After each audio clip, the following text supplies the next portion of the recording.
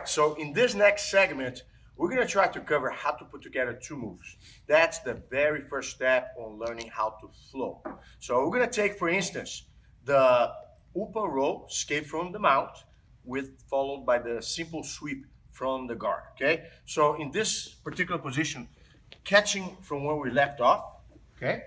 I have my partner on top with the right arm across. In this case, to make it a little easier, ask the guy on top to hold the collar, just barely, just so you have a grip on the collar, because it's going to be useful for the sweep, okay? And I do the same escape that we did. Fingertip on the wrist, fingertip on the elbow, start spinning towards my left side in this case, since he's holding on the right.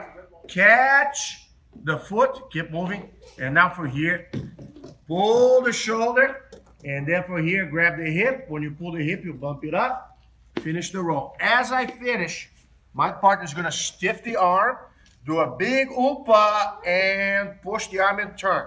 Now here, the legs are in position.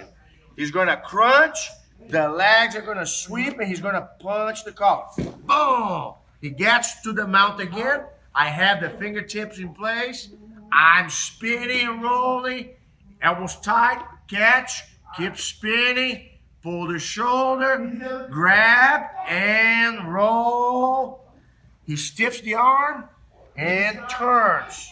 Yes. Set up the position, crunch, sweep and punch. Good. Hand inside, hand on the elbow. I spin, trap, pull the shoulder, spin, grab the hip, pull and point the elbow up. I roll, stiff the arm, stiff and keep stiff. Stiff, no, stiff the arm, keep stiff all the time.